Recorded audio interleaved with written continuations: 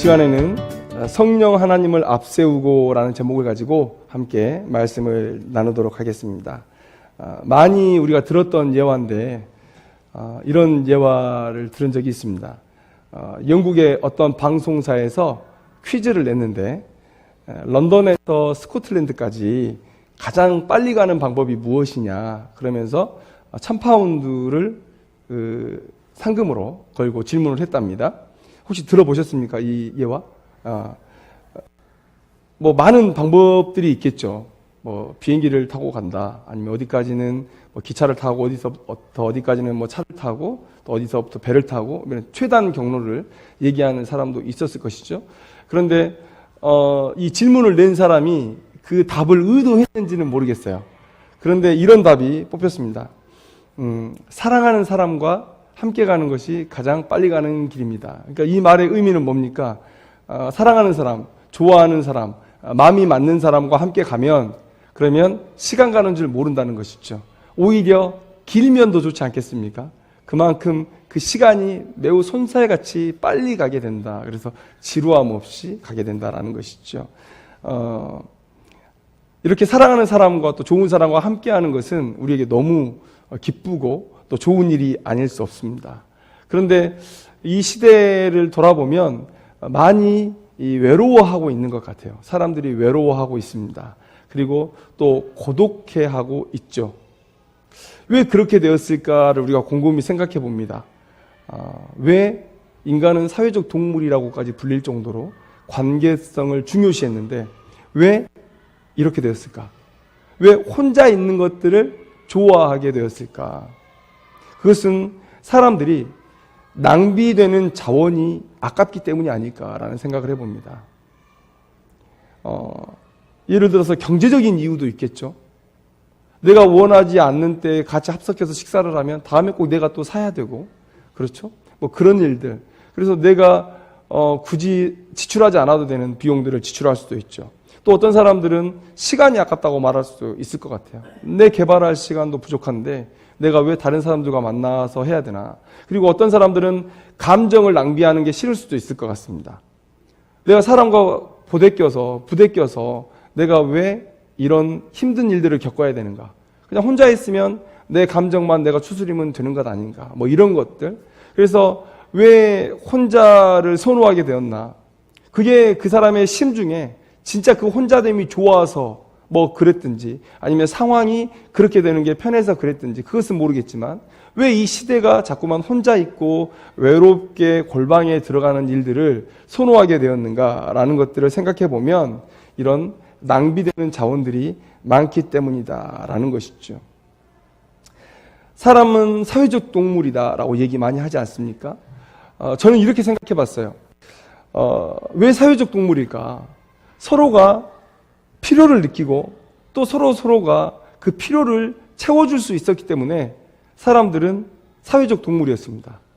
그러니까 이런 거죠. 내가 혼자 들판에 있는 것보다 여러 사람이 함께 있는 것이 들짐승으로부터 나를 보호하기에 더 좋았다.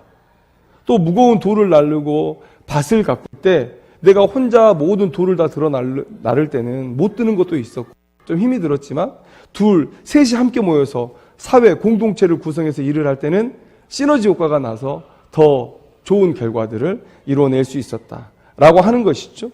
이런 것들. 또 내가 혼자 즐거울 때보다 같이 잔치를 열 때 훨씬 더 기쁨이 배가 되고 또 슬플 때는 또 함께 나눌 때 슬픔이 더 반감되는 그런 일들을 우리가 해왔던 것이죠. 그래서 서로가 서로에게 필요를 느끼고 또 서로가 서로에게 그런 필요들을 채워줄 수 있었기 때문에 이제 우리가 사회적 동물이다라고 생각이 되었었는데 이제 말씀드린 대로 이제 사람들이 그럴 필요가 없어진 것이죠. 필요는 있지만 그러나 그 필요를 채워줄 수 있는 다양한 도구들이 존재하는 것이죠. 내가 돈을 지불하면 언제든지 친구도 살 수 있습니다. 다양한 서비스를 받을 수 있습니다. 내가 언제든지 즐거울 수 있습니다. 그래서 내가 비위 맞춰줘야 되고 내가 그 사람의 시간에 맞춰줘야 되고 내 돈을 2배나 지불해야 되는 그런 관계들이 어느 순간 불편해졌다라는 것이죠. 결론은 내가 하지 않기 때문에 다수보다는 혼자 있는 것을 택하게 된다라는 것입니다. 그런데 만약에 나에게 유익한 관계가 있다면 어떨까요? 인간은 다시 사회적 동물로 관계를 소중히 여기는 그런 동물로 충분히 돌아갈 수가 있습니다. 돌아갈 수가 있겠죠. 세상이 어느 한쪽이 일방적으로 희생하는 그런 관계가 없죠. give and take. 내가 줘야 받을 수 있고, 그렇죠. 주는 만큼 받을 수 있고, 이것이 세상이 이치지 않습니까? 그런데 만약에 내게 유익한 관계가 있다. 아니, 철저하게 나만을 위한 관계가 있다라고 하면 우리는 다시 관계성 안으로 우리는 들어가려고 할 것입니다. 오늘 우리가 살펴보고자 하는 것은 바로 우리가 인생을 살아가면서 꼭 함께 해야만 하는 유익한 관계가 있다는 것을 우리가 함께 나누려고 하는 것이죠. 그 유익은 너무 커서 나의 생명을 걸고라도 붙들어야 되는 그런 관계, 그 관계에 대해서 오늘 함께 나누고자 하는 것입니다.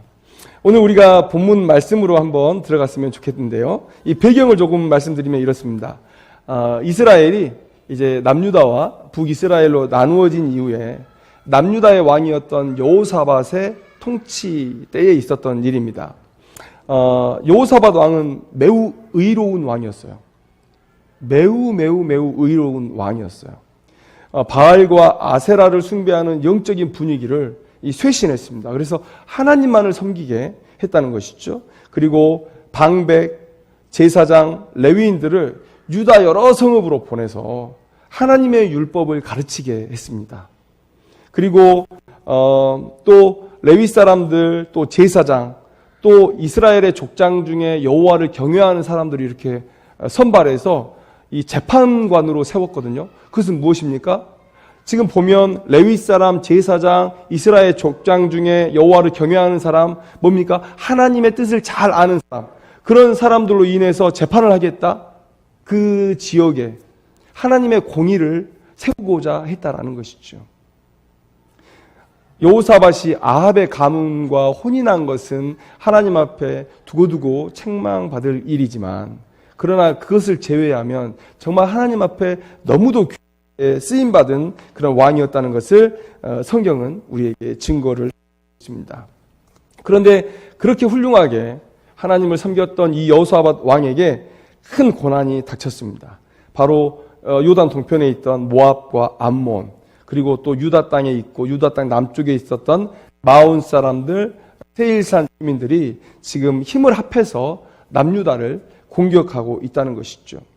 지금 이 여호사밧의 반응을 보니까 이 공격이 매우 심각했다는 것을 알 수 있습니다. 군사력에서 많은 차이가 있었던 것 같아요. 그래서 여호사밧이 다른 어떤 일도 하지 못하고 하나님 앞에 나아가는 그런 모습을 오늘 성경은 우리에게 기록해 주고 있습니다. 우리가 위기 앞에 진짜 믿음이 나타나지 않습니까? 좋을 때는 다 좋아요. 좋을 때는 다 좋지만, 그러나 우리가 위기 앞에 우리의 믿음이 드러나는 그런 모습들이 많이 있는데, 그런데 오늘 본문에 여호사밧 왕의 믿음은 진짜였던 것 같아요. 다른 기록, 예를 들어서 군사력을 준비했다든지 이런 기록들이 나와 있지 않고 하나님 앞에 나아가는 그런 모습만 표현이 되어 있거든요. 모든 백성에게 금식을 선포하고, 그리고 이 여호사밧이 하나님 앞에 기도하는 그런 장면을 오늘 보여주고 있습니다. 그 여호사밧의 기도의 핵심은 역대하 20장 12절 말씀에 기록이 되어 있는데요. 이렇게 말씀하고 있습니다. 우리를 치러 오는 이 큰 무리를 우리가 대적할 능력이 없고 어떻게 할 줄도 알지 못하옵고 오직 주만 바라보나이다. 이렇게 기도하고 있습니다. 인간적인 어떤 방법도 물론 행해야 하겠지만, 그러나 여호사밧 왕은 이스라엘의 역사 속에서 하나님이 함께 하시는 전쟁에서 승리했고 하나님이 함께 하시지 않는 전쟁에서는 패배했다는 사실을 너무도 잘 알고, 이 시간 하나님께서 우리 편이 되어주시기를, 하나님께서 우리보다 앞서 나가주시기를, 하나님께서 우리 대신 싸워주시기를 간구하고 있는 모습을 우리가 볼 수가 있다는 것이죠. 이 열왕기서의 여러 왕들을 우리가 살펴볼 때 이런 큰 위기가 닥쳤을 때 사람들이 각자의 방법들을 찾습니다.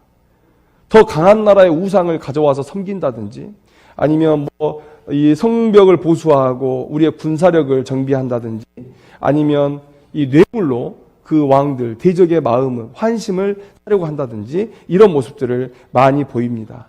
그런데 오늘 여호사밧 왕은 전혀 그런 모습이 없이 오직 주만 바라보나이다. 이렇게 오늘 성경이 기록한 그런 행동을 하고 있다는 것이죠. 그런데 이 기도에 우리가 예상할 수 있죠. 이 기도에 하나님께서 얼마나 기뻐하셨을지는 우리가 충분히 예상할 수 있는 말입니다.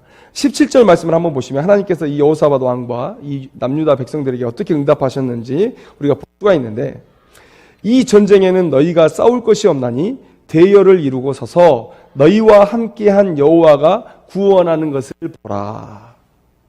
자, 하나님의 이 말씀이 임하기 직전까지 이스라엘 이 남유다의 땅은 이 전쟁터였습니다.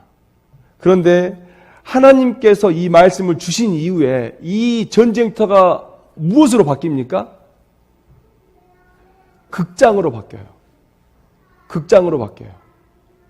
그러니까 이 드고와 들로 이스라엘 백성들이 나아가는데 그 드고와 들은 극장이 됩니다. 마치 콜로세움에서 이 로마의 이 주민들이, 이 로마의 시민들이 그 밑에서 벌어지는 그런 오락거리들을 쳐다보는 것과 같이 이들이 그냥 드고와 들로 나아갈 때에 목 좋은 자리에 차지하고 앉아가지고 눈만 크게 뜨고 뭐만 하면 됩니까? 하나님이 하시는 일만 보면 되는. 그러니까 이 죽음과 삶이 오가는 그 전쟁터가 지금 하나님의 이 17절의 말씀 한마디를 통해서 지금 극장으로 변하는 그런 놀라운 역사가 일어나게 된다는 것이죠. 그래서 이 전쟁이 어떻게 진행되냐면요, 하나님께서 지금 너희들이 싸울 것이 없다, 대열을 이루고 서서 내가 어떻게 하고 있는지 보기만 해라 라는 것 아닙니까? 그래서 이 전쟁이 어떻게 진행되냐 하면 먼저 모압과 암몬이 힘을 합해서 세일산 주민들을 막 공격을 합니다. 그리고 세일산 주민들이 다 죽었을 때 그때 모압과 암몬 사이에서 또 내분이 일어나요. 내분이 일어나요. 오늘 성경 말씀을 보면 이렇게 기록하고 있죠. 22절 말씀에 여호와께서 복병을 두어 이렇게 말씀하고 있어요. 자, 이 복병이라는 말이 뭡니까? 여러분, 복병은 지금 여기서 말하는 복병은 남유다의 군사가 지금 모압과 암몬, 세일산 주민들의 그 연합군 사이에 들어가 있다는 말이 아니죠. 그런 말이 아니고, 여러분, 복병은 뭡니까? 내 군사인데 미리 그곳에 심어놓은 거 아닙니까? 오늘 우리가 성경 말씀을 읽고 있듯이 지금 이 전쟁은 남유다와 이 연합군의 전쟁이 아니에요. 하나님께서 뭐라 하십니까? 너희들 빠져 있으라 라고 얘기하고 계시잖아요. 하나님과 그들 사이의 전쟁이에요. 그러니까 남유다의 백성이 몇 명이 그 안에 복병으로 들어가서 싸움을 북돋은 게 아니고, 그러면 남유다가 전쟁에 기여하게 된 게 되잖아요.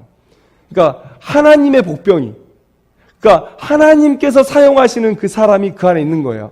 그러니까 여기서 보듯이 그 연합군에 속한 사람인데 하나님께서 그 안에 있는 사람을 사용하셔서 내분을 일으킨 거예요.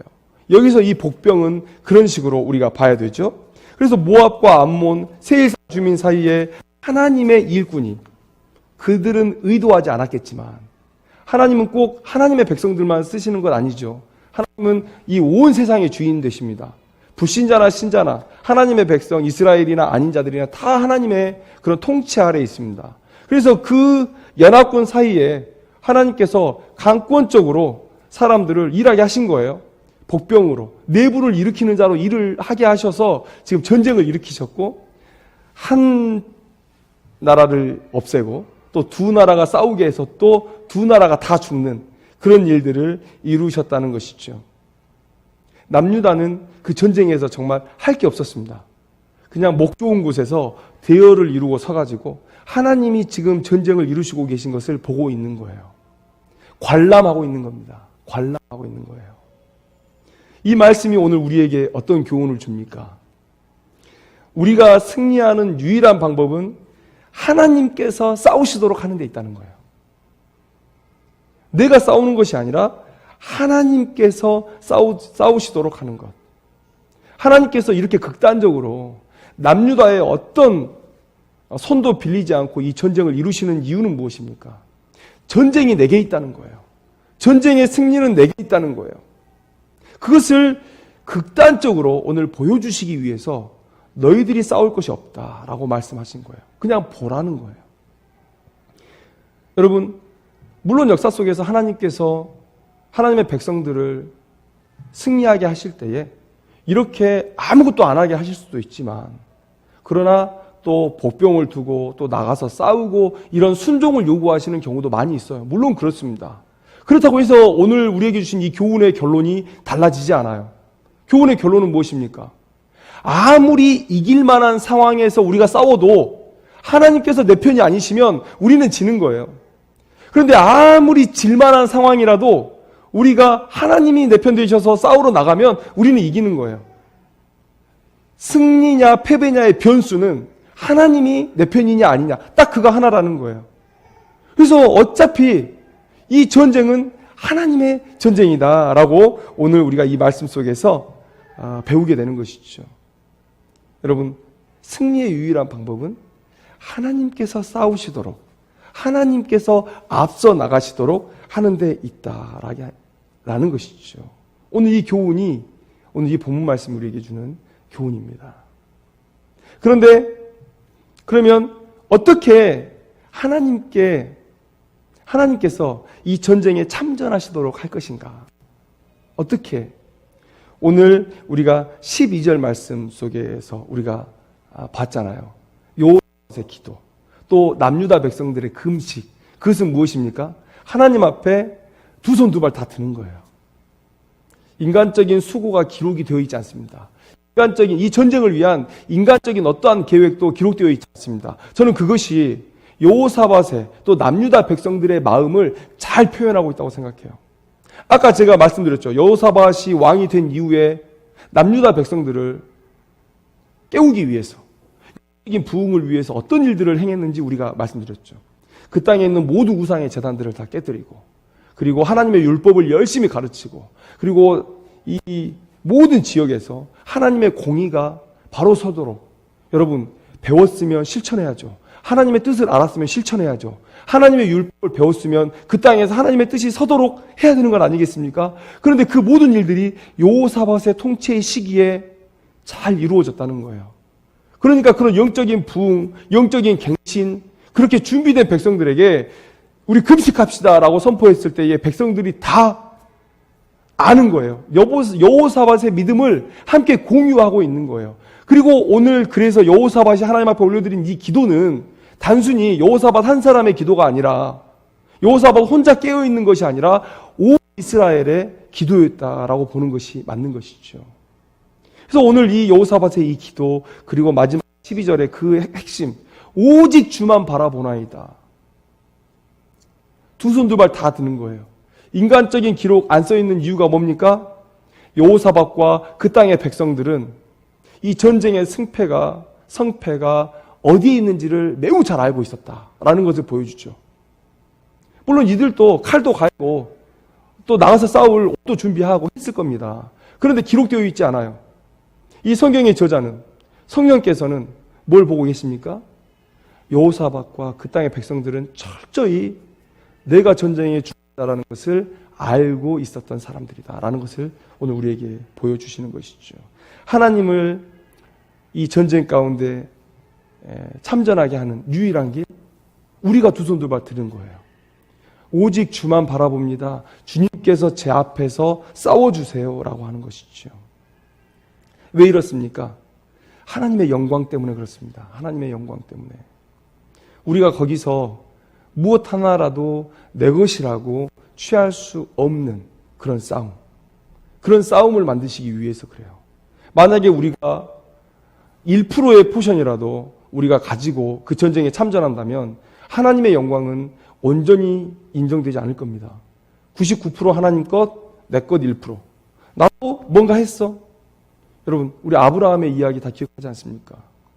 전쟁에서 승리하고 와도 네가 나로 치부하게 했다 할까 봐 나 받지 않겠다. 소돔 왕에게 그렇게 얘기하지 않습니까? 이게 아브라함의 믿음이죠. 우리가 두 손 두 발 다 들 때 내 전쟁에, 물론 하나님의 전쟁이지만 내게 주신 이 사명에 따르는 이 전쟁에 이 승리로 인해서 영광 받으실 분은 오직 하나님 뿐이시다라는 것을 우리가 인정해 드리는 것이죠.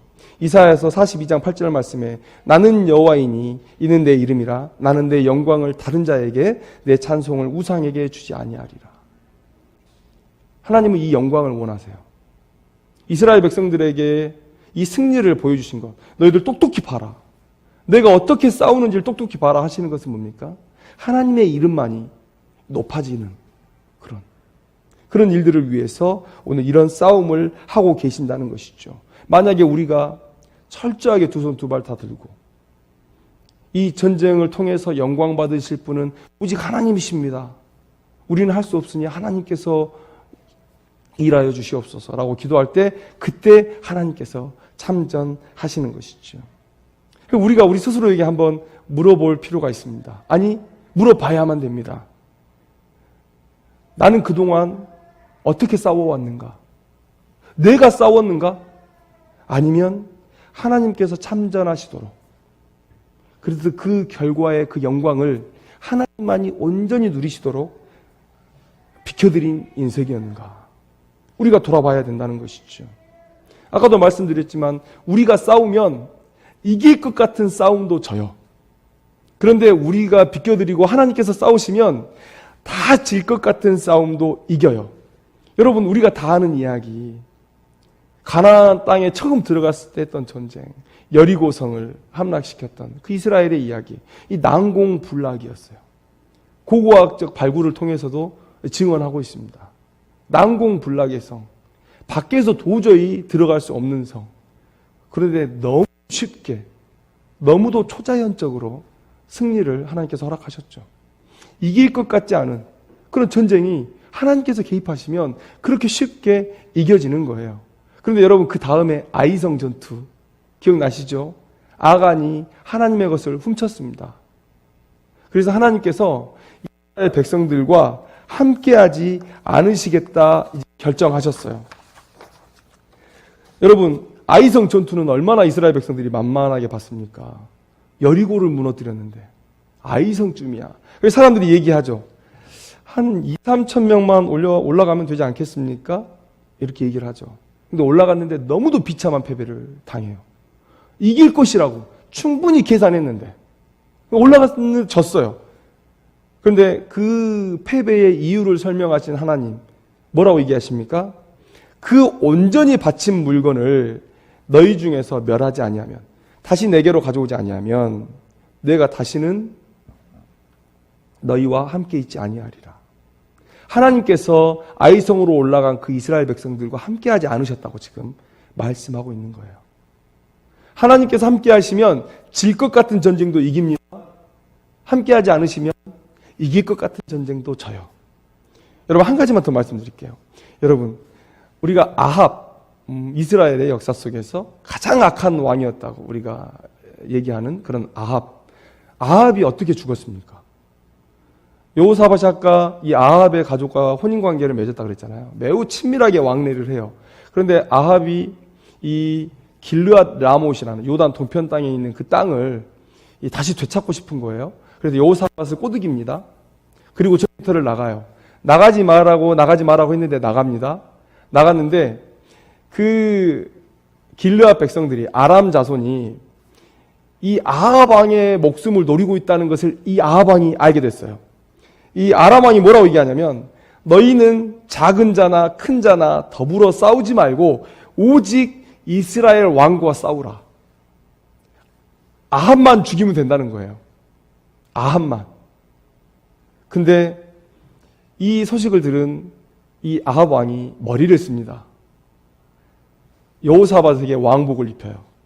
그리고 자기는 일반 군인 정도로 왕이 아닌 복장을 입고 그 전쟁터 안으로 들어갑니다. 그러면 누가 죽어야 됩니까? 그 엄청난 군대가 지금 아합 왕 한 사람에게 지금 포커스가 되어 있죠. 그리고 여러분 우리 전쟁 영화 같은 거 보면 항상 왕은 가운데 서 있고 좋은 말, 좋은 마차 뒤에 타 있고 옷도 가장 화려합니다. 왕은 어디서나 구별이 돼요. 아마 그게 왕의 자존심이었던 것 같아요. 여러분 생각해 보십시오. 왕이 화려하게 입고 딱 서야지, 내가 왕이야 라는 것들을 적에게 딱 드러내야지 우리 군대의 사기가 살지 않겠습니까? 내가 자신만만하다, 너희들 날 이길 수 있겠어, 날 죽일 수 있겠어, 이렇게 나아가야죠. 그런데 우리 왕이 숨어있다. 여러분, 그건 있을 수 없는 일이죠. 그래서 우리가 과거에 이렇게 전쟁 영화들을 보면 대부분 왕들은 눈에 탁 띄어요. 근데 아합이 눈에 안 띄고 지금 여호사밧 왕이 눈에 너무 잘 띄는 거죠. 아람의 수십만의 군대가 지금 이 아람 왕의 명령을 듣고 여호사밧 한 사람에게 지금 저 아합 왕인 줄 착각하는 저 여호사밧 왕 한 사람을 죽이기 위해서 달려듭니다. 그런데 그 바쁘게 뛰어다니고 그 치열하게 이 칼날이 난무하고 정신없이 이 전쟁의 상황들이 이어지는데 이 여호사밧을 딱 보고 사람들이 알게 돼요. 아합 왕이 아니네? 그리고 여호사밧을 쫓다가 돌아갑니다. 죽어야 되는 상황인데 근데 죽지 않아요. 하나님께서 여호사밧 왕과 함께 하시니까. 그런데 죽이기로 작정한 이 아합은 어떻게 죽습니까? 이런 말이 기록됐어요. 무심코. 무심코. 여러분, 이 무심코라는 말을 어떻게 생각해야 될까요? 그냥 아람의 군사가 그냥 쏜 거예요. 그냥 이렇게. 뭐 이렇게 조준해서 쏜 것도 아니고, 누구를 죽여야겠다라고 쏜 것도 아니고, 그런 마음조차 없었어요. 그냥 무심코. 이런 이야기가 있을지도 모르겠어요. 자꾸만 나 전쟁 나가기 싫고 집에서 할 일도 많은데 전쟁 나오라 그래고 투덜투덜 나온 사람이 자, 활을 쏴 하니까 이렇게 옆에 눈치 보다가 안 쏘면 혼날 것 같고, 그래서 그냥 이렇게 쏜 거예요. 근데 그 화살이 솔기에 맞았다. 그러니까 갑옷과 갑옷 사이에 그 두 개를 묶는 그 솔기, 묶는 요 자리에 뚫렸어요. 아합 왕이. 왕복도 안 입고 숨어 있었던 아합 왕이 아합을 죽이려는 의지도 없었던 그 한 궁수의 그 활에 하필이면 여기 솔기가 맞아가지고, 제가 봤을 때는 궁수를 쏘게 하시고 하나님께서 그 화살을 들고 이렇게 오신 것 같아요. 여기다가 콕 하고 이렇게 찔러 놓으신 게 아닌가. 하나님께서 함께 하신 여호사밧은 죽어야 될 상황에서도 죽지 않았고, 하나님께서 함께 하시지 않는 아합은 살아야 될 상황인데도 죽게 된 그런 상황들을 우리가 보게 된다는 것이죠. 오늘 성경 말씀 우리에게 얘기합니다. 하나님이 싸우시도록 해야 우리가 승리한다. 그런데 이 이야기는 우리가 지금 어떤 이야기로 또 가져올 수 있습니까? 주님은 우리에게 보혜사 성령님을 보내주셨습니다. 우리가 원하건 원치 않건 간에 우리가 예수를 주로 고백하면 우리는 성령과 함께해요. 성령 하나님이 우리와 함께 하십니다. 이것은 뭐 내가 원하고 원하지 않고 그 문제가 아니에요. 성령님은 나와 항상 함께 계셔요. 이스라엘과 항상 하나님이 함께 계시고, 이스라엘이 죄 중에 있을 때도 하나님이 함께 하셨던 것처럼 하나님께서 계속해서 선지자들을 보내시잖아요. 부르시잖아요. 이게 함께 가장 강력한 증거죠. 마찬가지로 오늘 우리도 구원받은 백성으로서 성령 하나님이 우리와 함께 계신다는 거예요. 그런데 그 성령 하나님을 우리가 모시고 살면서도 주님이 우리가 하나님의 뜻대로 못 사니까, 그래서 보혜사 성령님을 보내주셔서 보혜사 성령께서 너희들 앞서 싸우게 하라고 그 성령 하나님 우리에게 보내주셨어요. 그런데 그 성령 하나님을 우리가 모시고 있으면서도 내가 싸워요. 하나님께서 아니야, 너 여기 서 있어. 너 내가 싸우는 이 싸움을 봐. 그리고 너는 나를 믿으면 돼. 그런데 하나님 비키세요. 그리고 우리가 나가서 싸워요. 얼마나 안타까운 상황입니까? 우리가 성령의 충만함에 대해서 우리가 다양하게 이 정의를 내리는데요. 오늘 이 본문 속에서 성령의 충만함은 뭡니까? 하나님께 내 자리를 비켜드리는 거예요. 성령 하나님 앞세우고 나는 뒤에 서는 거예요. 그리고 성령 하나님의 인도함을 받는 거예요. 그런 삶이 성령 충만한 삶이죠. 그런 삶이 모든 싸움에서 승리하는 삶 아니겠습니까? 그런데 우리는 우리가 싸우려고 해요. 그러니까 아무리 계산해서 이길 만한 싸움이어도 지고, 그렇죠? 질 만한 싸움에는 나서지도 않고, 하나님의 역사가 없죠. 사람들이 다 원해요. 하나님, 제게도 체험을 주세요. 다 머리 생각해서 될 일만 하고 있으니 돼도 하나님께 영광 돌리지 않습니다. 원래 될 일이었다고 생각하니까. 그리고 안 될 일에는 나서지도 않아요. 역사가 일어나지도 않습니다. 그런 사람들이 자꾸만 체험은 하는 거예요. 갈라디아 5장 16절 말씀에 내가 이르노니 너희는 성령을 따라 행하라. 성령 뒤에 다니라는 얘기예요. 성령이 인도하신 대로 따라가라는 거예요. 그리하면 육체의 욕심을 이루지 아니하리라. 지금 우리에게 놓인 싸움이 뭡니까? 우리의 싸움이 혈과 육에 대한 것이 아니잖아요. 육체의 욕심을 이루지 않는다는 얘기는 지금 우리가 감당해야 되는 이 영적인 싸움을 얘기하는 거죠. 그 싸움에서 승리할 거다라고 우리에게 얘기해 주시는 것이죠. 여러분, 성령께서 주의 백성을 구원으로 인도하십니다. 성경에 저자이신 성령 하나님께서 우리를 진리로 인도하셔요. 하나님의 말씀을 깨닫게 하세요. 성령 하나님께서 우리를 위해서 기도하고 계십니다. 말할 수 없는 탄식으로 우리가 연약할 때 우리를 위해 기도하세요. 또 우리로 하여금 기도하게 하세요. 그리고 능력을 행하셔서 우리를 승리하게 하시고 그리고 마지막까지 승리하게 하세요. 이게 성령께서 우리에게 하시는 일 아닙니까? 오늘 우리가 이 본문 속에서 교훈 얻는 것, 하나님이 싸우셔야 우리가 이긴다는 것이죠. 그런데 우리가 왜 실패했습니까? 내가 앞서 가려고 했기 때문에. 성령 하나님 비키세요. 여러분, 예수님도 성령으로 사셨어요. 태어나실 때부터 성령께서 잉태하심 속에 태어나셨고 그리고 모든 삶을 성령 하나님의 인도하심 따라 사셨어요. 여러분, 그런 삶이 소극적이고 피동적인 삶입니까? 아니죠. 하나님의 아들이신 그분이 그렇게 사셨다면 그게 가장 적극적인 인생이에요. 내 삶을 성공으로 이끌고 승리로 이끌 가장 적극적인 행위예요. 여러분, 그 사실을 우리가 알아야 된다는 것이죠. 그런데 왜 내가 내 삶을 이끌어 가려고 합니까? 내가 예수님보다 더 나은 자입니까? 아니잖아요. 성령께 내 삶을 맡기기를 소망합니다. 성령 하나님께서 나보다 앞서가게 하시기를 소망합니다. 그럼 여러분, 그럼 할 일이 뭐예요? 이렇게 물으실 거예요. 성령께서 앞서가시니까 우리가 이제 할 일은 뭡니까? 오늘 그 모습도 오늘 이 남유다 백성들에게 나와 있어요. 여러분 19절 말씀 한번 볼까요?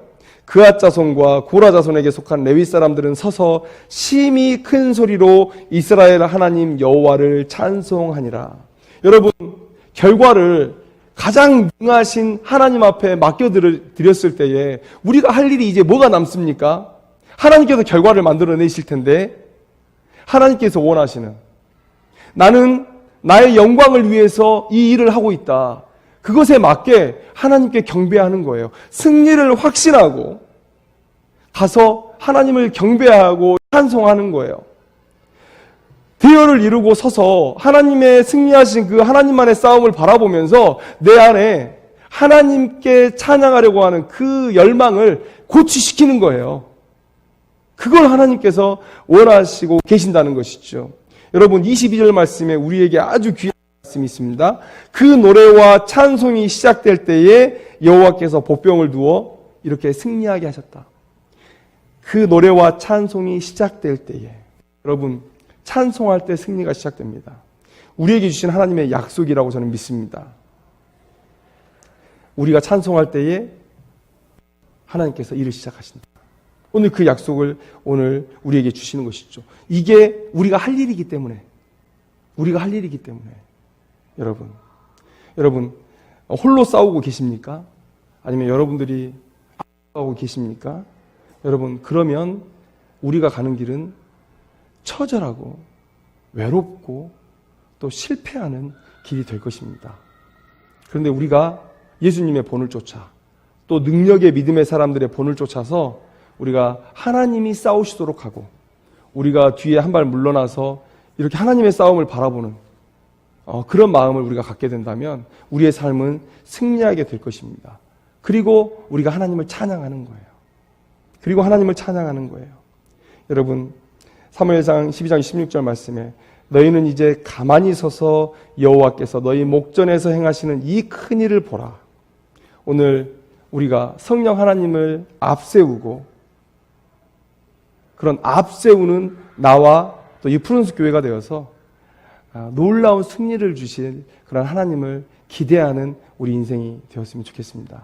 여러분, 이런 성령 충만한 모습으로 승리를 체험하면서 큰 믿음 안에 하나님 앞에 영광의 찬송을 올려드리고 매일매일의 삶이 이 승리의 삶이 되기를 주님의 이름으로 축원합니다. 기도하겠습니다.